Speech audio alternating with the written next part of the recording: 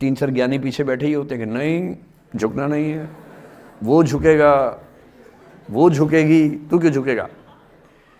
इन ज्ञानियों से बचना बहुत ज़रूरी है, ज़िंदगी जहर बना देंगे आपकी। मुझसे कुछ बच्चों ने पूछा इस बीच में कि जितना आसानी से आप बोल रहे हैं, क्या सच में इतना आसान होता है?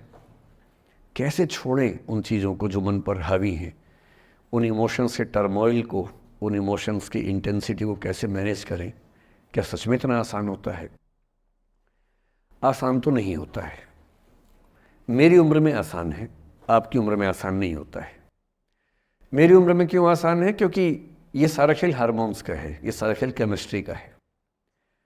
हम सब दरअसल बहुत सारे केमिकल्स, जिनमें से कुछ का नाम हार्मोन्स हैं, उन केमिकल्स और हार्मोन्स के बहुत सारे इंटरेक्शंस के रिजल्ट हैं।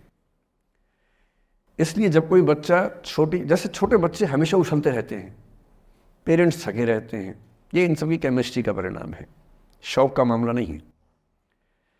आपकी उम्र जो होती है किशोरावस्था और युवावस्था की शुरुआती उम्र, मैं मान के चल रहा हूँ कि आप सब लोग 17 से 22-23 के बीच के लोग हैं, बच्चे हैं।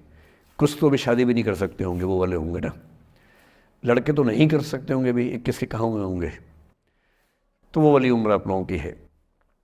इस उम्र में इमोशंस का टर्मोइल, इस उम्र में इमोशंस का बिखराव इतना ज़्यादा होता है कि संभालना बड़ा मुश्किल होता है।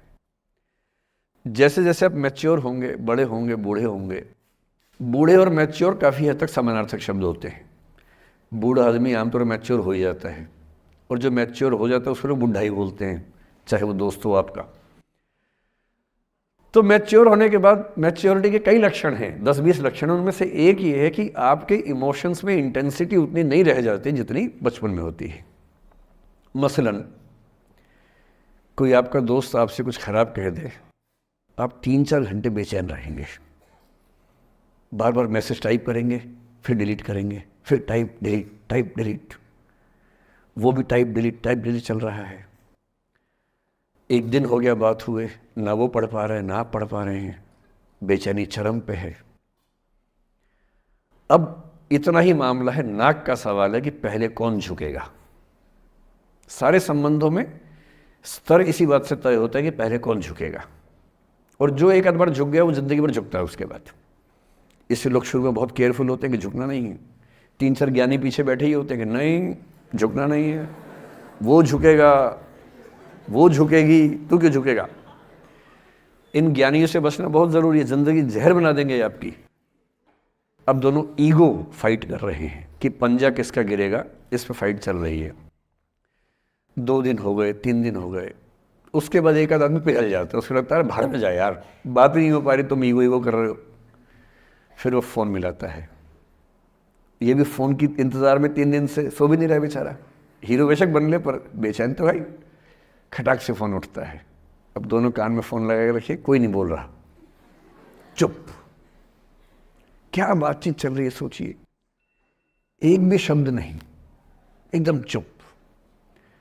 थोड़ी देर के बाद कंफर्म करने के लिए कि है भी या नहीं, एक बोलता है हेलो, वहाँ से आवाज़ आती है कोई एक मैं थोड़ा ऐसी जोकर टाइप की बात करता हूँ, मुझे मोटिवेशनल स्पीकर ना समझे आप लोग, मैं ऐसी हंसी मजाक ही करना आता है मुझे, वही मैं करता हूँ। लेकिन इससे आप ये ना सोचिए कि मुझे पढ़ाना नहीं आता, मैं पढ़ा भी लेता हूँ IAS के लिए मुझे वो भी आता है, लेकिन अभी क्योंकि आप बच्चे छोटे हैं तो मैं आपके साथ वैसी बात ही कर रहा हूँ। अब ये सब चल रहा है। अब इसमें अगर कोई एक व्यक्ति झुक गया, बात आगे हो गई तो हो गई, वरना कई रिश्ते ऐसे भी होते हैं जो इसी बिंदु पे खत्म हो जाते हैं कि तेरा भाई नहीं झुकेगा, भाभी झुकेगी, और उधर जीजू झुकेंगे, दीदी नहीं झुकेगी, जीजू झुकेंगे, दीदी क्यों झुकेगी, और ना जीजू झुक रहे ना भाभी झुक रही और उस चक्कर में जो अभी बेचारा रिश्ता बना भी नहीं था, वही वो ज़मींदोज़ हो गया, वही वो ख़त्म हो गया।